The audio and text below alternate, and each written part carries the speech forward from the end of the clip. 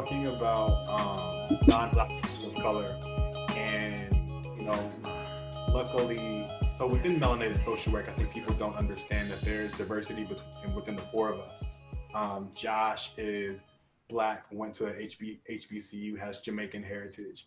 I am Black, American, queer man. Jesse is half Filipino, half white. Mike is half Black, half white, but can present as other if you wanted to. And so with that, I think comes so many different experiences and so many ways of how we have been seen and how we navigate the world. And I think Jesse is the perfect example of, I hate the term ally, but a person who really shows up for Black and brown people. When we were in grad school, he was always like, yeah, say white supremacy. Try to say it as much as you can to make white people feel uncomfortable. And I was, yeah, I'm doing that. And he was always the one that's like, well, hold up, because this actually affects low income Black and brown communities the most. And so it was really, great to see somebody doing that so unapologetically. And for me, I was always a people pleaser. So I was the one that loved to make white people feel uncomfortable, to make Black people feel uncomfortable. I wanted to make everybody comfortable. I was a people pleaser. And so, when I saw him doing that and like speaking some truth and like doing it in a way that was factual. So he had authors or statistics to back it up, and also his personal experience and just the confidence. And it's just like, damn, well, if he can do that and I'm Black, I'm definitely gonna do that. So, but having him, in melanated social work, he's like, cool, non-Black people of color. I'm a non-Black person of color. Here's what you do. Here is how you show up for Black people. So we, are really lucky in that sense. But I think what you were saying is that a lot of non-Black people of color who are white passing can definitely straddle the fence and pick and choose, and think they can say the N-word one day and then, show up and speak proper and have a suit and tie on and slick their hair back, and so they're comfortable for their white boss. And so, for Black people, for me anyway, that's not some shit that I want. I need you to keep it real with me. You can stay on the white side, but stay on the fucking white side. Don't come in my face and act like you're here when you're clearly siding with police and police brutality and victim blaming. But if you're gonna be on the side of the revolution, then I need you to be all the way in the side of revolution. I need you to be at protests, putting your body in the front, because police aren't gonna kill you. They might harm you, but they're not gonna kill you like they'll kill me. And so, figuring out ways of how to support Black people, and also knowing when to shut the fuck up. I feel like a lot of white people do not know when to shut the fuck up. A lot of Indian people and Asians be talking too much too, when they need to be listening. And just to like wrap up in the next few minutes, but I did want to touch on the N-word, because the thing is that like Jessica and I, before you came here, we were just talking about like the different ways of Blackness being performed, either to, hey Wallace, either to just kind of code switch because they want to be down, or like, and then I was really thrown for a loop when I came to Australia, because all these yellow Asians, brown Asians, and we have Sri Lankans out here and Fijian Indians who can be as dark as night, but you know what? They're still gonna have racially profile as white, okay? Because they fall under the Asian Indian category. But this whole thing with the N-word and singing along to lyrics, and it's really triggering to, it's really fucking triggering to get into these conversations with Australians that are like, no, you don't understand. We didn't have slavery here, so it's not the same. And it's like, actually, we had sugarcane here in Australia. So you just separated people from their families, and just tried to take the native out of all of them. That's all. Every day, and they redo this mess every day. It's a daily, it's just the way the country runs. It is the foundation of both these continents. Obviously, we know our history, but it's just there's a way in which people that have spent a lot of time with Black people are in solidarity with Black people, or can be. And then for the majority of Australians who have never met anyone like either of you, a real Black American, or if they have, it's, you know, they've only seen you on TV, okay? That's what they know. That's what they know. And people are like, oh, Black people are so cool. Well, guess what? That coolness Everyone that I met taught hip hop dance. but that coolness came from adversity, and the N-word is something that co-opts that adversity. And look, I've been telling people off for decades about this, and like, I have to admit there are certain, when you come to it from a singing perspective, it's like, okay, well, let me just not sing that song then. Right. At or all. just bleep yourself. I know. Now, I don't know what you do at home, but I know white folks that just bleep themselves in front of me. Just they move right on past it. And we just keep on going. Has the edited version. Everyone. Just move on past that one. Just that's not for you. Are you saying that they say it or that they don't? No, they don't. They just, like I said, they just keep on saying the lyric, keep on saying the sentence like it was never even there. You'd have never known. They practice at home. They practice.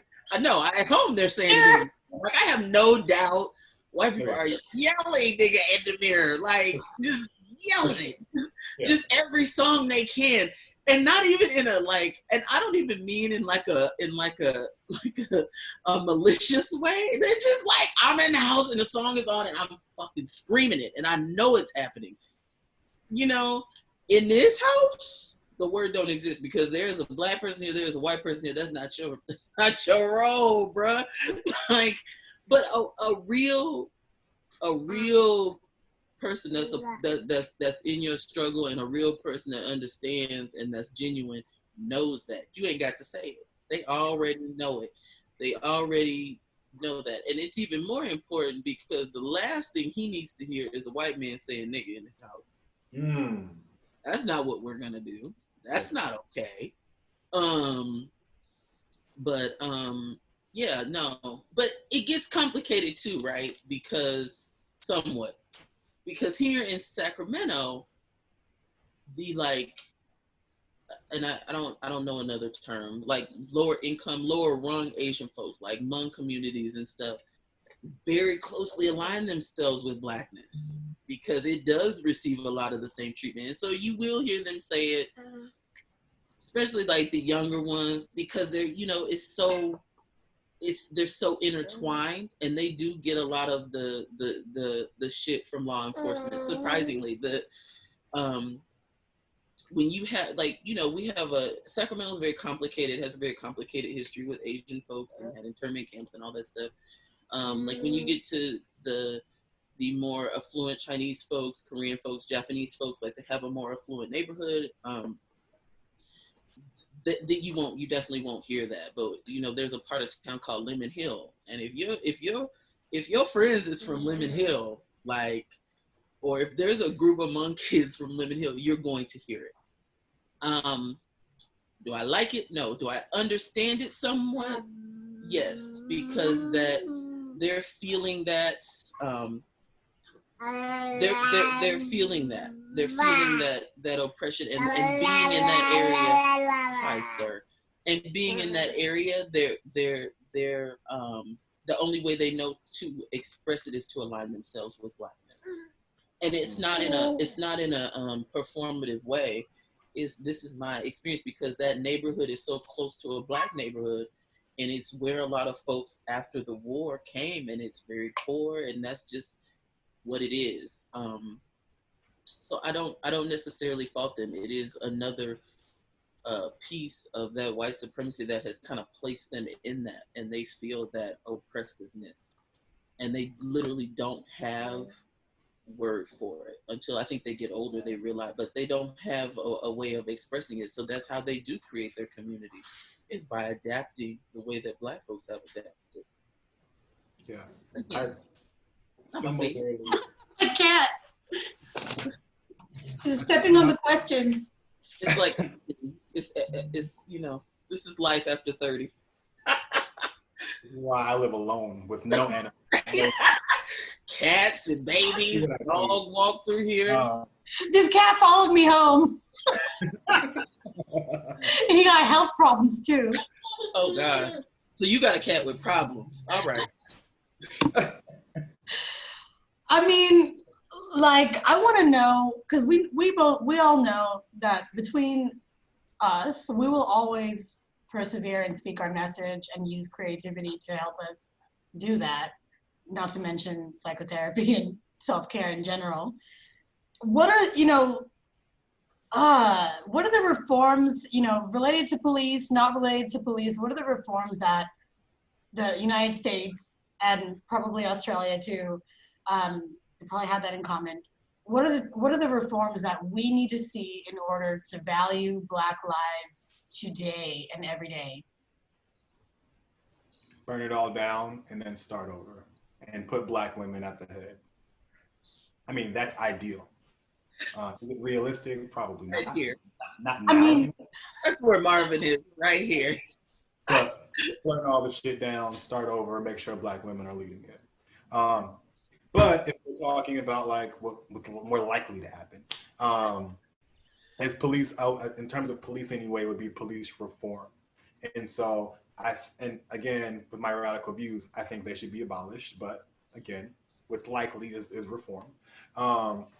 And so for me, what that looks like is there should be community meetings with every single police officer in a department, and community members to talk about different issues. Community members should have a say in every single police officer that's patrolling their cities, with priority given to people who are from that city, because as we know, a lot of cops travel from wherever they're from to a city to work. And so they don't have the same connection as somebody who's from that city. Especially if they make more money by traveling.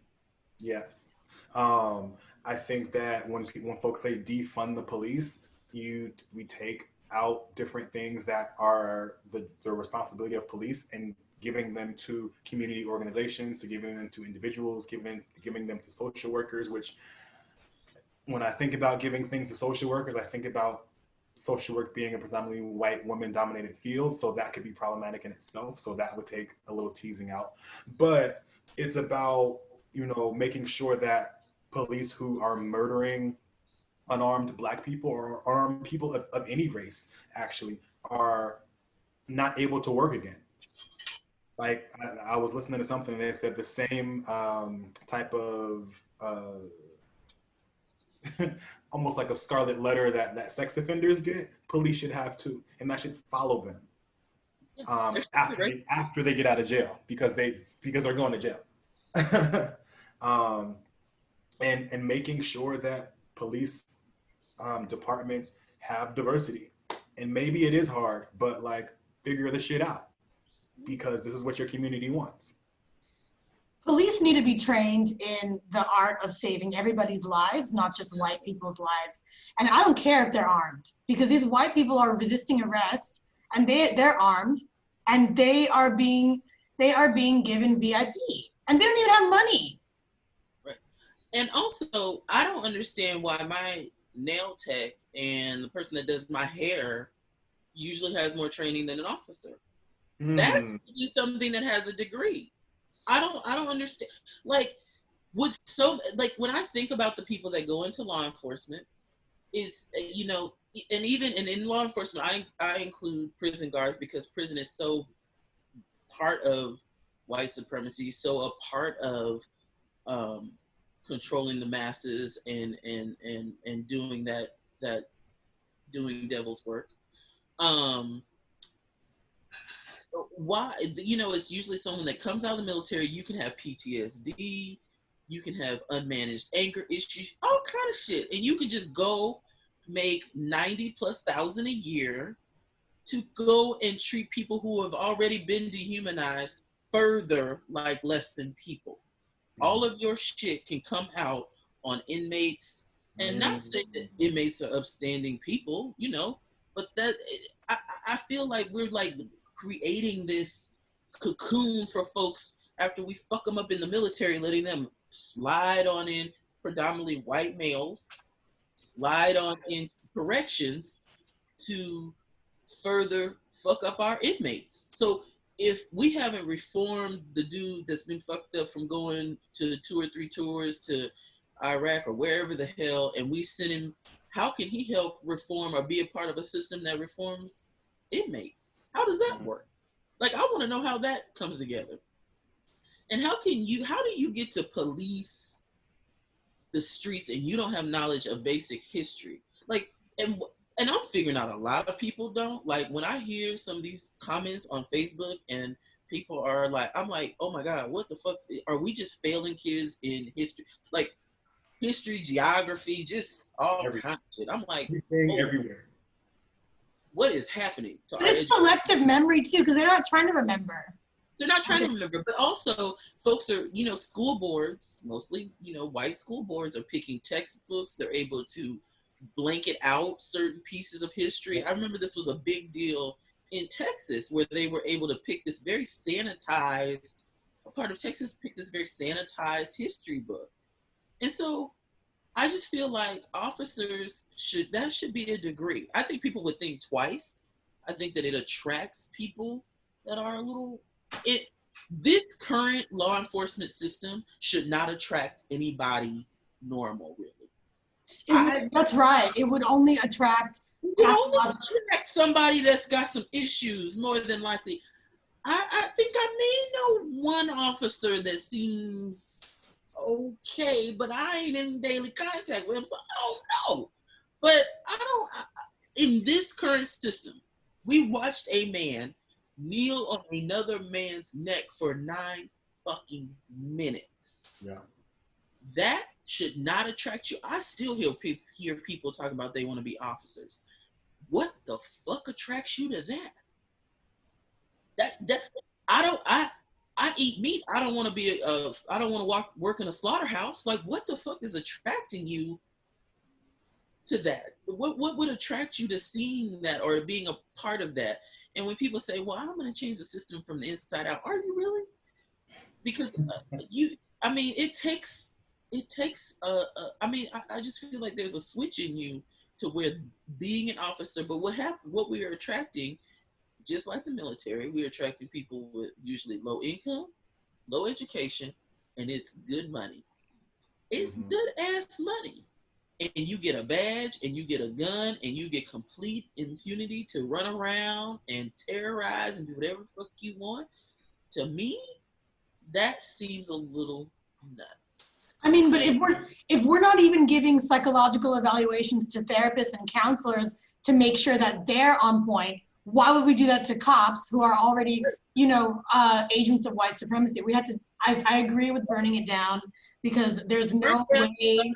Again, I mean, we had that one girl. I was like, she clearly has some issues besides just being entitled and crazy. I don't know if you all saw the video of the cop who had a breakdown. She was assumed they were poisoning her food at McDonald's and had a complete fucking breakdown. It was like a breakdown of entitlement, of just basicness. It was just ridiculous. But I'm like, okay, she's exhausted and nutty already, and that she has a gun. And so in the state that she's in, crying about an Egg McMuffin, how much of her shift is left and who is she going to run into with her gun and her badge and her impunity? Like, what is going to happen there? And you're right, these people are getting no psych evals, really. You either get one psych eval and at the beginning, and that's it. Well, hell, you could give me a psych eval at the beginning of any stage in my life, but by the end, I was probably pretty fucked up. Hell, that's the trajectory of college. So why don't we start having people who are actually educated do things and stop having this, I've seen this in the last few years, people devaluing education, talking about send people to trade schools. First of all, trade schools don't teach you the caveats that you need. We need folks to do the trades. That's wonderful, but that shouldn't be the push. The push should be for someone to go and sit somewhere for 4 years and learn fucking something about the world and like about something outside of their bubble and butt fuck USA. Like, you should have to do that. There was a ghetto bird that we started getting those recently because I live in a Vietnamese area and they're heavily policed sometimes as well. But anyways, I don't even know what I was going to say. But Marvin, did you have something to add to that? Because I know that overlaps a lot with the things that you post about and talk about. I'm sorry, can you repeat? Sorry, there were like fireworks happening outside and I got distracted very. What's the occasion for fireworks? Father's Day? Put the stands up. Somebody had fireworks. That was the occasion. Well, they had some for Juneteenth yesterday, and so they were like doing them the entire week. So I guess they still got leftovers, or maybe they're practicing for 4th of July. I don't fucking know. But sorry, what was our topic? No, I was just we were just chatting about, Jessica, you were talking about like psych evals and that kind of thing. Oh, all right. Police officers definitely should have mandated therapy every week. Every single person that is a beat cop to be in therapy. Because they witness everything. They see dead bodies. Yeah. And like there's no way to avoid trauma as a police officer. And I feel like police think that we don't know that their jobs are hard. I think that they think like, oh, you just see this and now you want to attack police. Like, no, we know your job. You have to go into situations where you have literally no idea what's gonna pop out at you or not pop out at you. You see a fucking dead body. You see child, molesters and rapists and stuff like that. Like, the shit is traumatic, and so you need help. You need help to process that and not have to go back in with all of these overwhelming feelings of like frustration or anger or anxiety or powerlessness that makes you feel like that trigger is the only thing that gives you power. Right. Which is why it should be a major. Why you should have to go. Nurses, they start out. I remember at USF, they start out with the phlebotomy class. They do that, or they used to, because if you fucking faint during that time, you ain't meant to be a nurse. Yeah. If you are in a program and you cannot get past those things, if you are not just being allowed to sign up for it and make some money, make quick, easy money, then you will think twice that maybe this might not be for me. Mm-hmm. And also, if you're white and you're working in a predominantly Black neighborhood, as a cop, you're going to see the worst of that neighborhood. Yep. Because you're a cop. You're there for crime. So if you go home and your whole bubble is white, and all the wonderful things that happen to you are white, and how do you have tools to be able to differentiate or say, this is a part of my job, and that's why I'm seeing this type of evil, but that is not a representative of these people as a whole. But I just want to point out that there are plenty of white people that have a partner who's a person of color, and they might be nice to that person, but they might take out their shit on somebody else, like all their hate that bubbles up. Like, I've seen that happen to Mexican women. It happens to me as an Indian comedian in Sydney. Somebody will disrespect me, but then go kiss somebody else, another Indian woman's ass, to make it look like, oh, it was just actually me that they had a problem with. Like, there's, I just want to don't think that person isn't being abusive to them all, because I have I have thought that, and then I'll see a white dude, because you see what you're around, right? So being that I'm in an interracial couple, I'll see something, I'll be like, oh, well, he's nice but then I'll see microaggressions in that relationship. So it'll mirror, if that's in that person, you best believe the person of color they're going home to, even though they're choosing to ignore it, they're getting that. Any Black person walking around with a fucking MAGA hat on, married to a white person, they're getting some microaggressions. They're just ignoring them because whatever benefit of that it is, I guess, probably Candace Owens and her husband or whatever. She's married? She's married. She is married. Who could live with that 24/7? She is married, somebody who has found somebody that they can exert their microaggressions on, because that's all that's gonna get. So you best believe that in that relationship, you can't. I don't know anybody who's nice to just one Black person and then rude to everybody else. No, they're fucked up to that person too. You just ain't seeing it. Because there is some shit there. You wouldn't just be nice to one, and then that's and I see that all the time. Like how is everyone so nice to that person? Are they, or is that person's capacity for bullshit or white nonsense just up here? Like my white nonsense like meters down here somewhere, but other people's might be up here, and that might work. So I don't know. Doesn't work for me. Mine's low. So hopefully everybody else's is better. What were you gonna say, Marvin? About white nonsense. Y'all know it's late here. I know, we're gonna let you go to sleep. It's like 3 a.m. No, it's like Is it? Oh God! I'm like, oh, we're just hitting stride at this house. Still pretty late. No, but I think that when I think about police departments and in the military, these are two of the jobs that are predominantly for men and deal with probably the most trauma.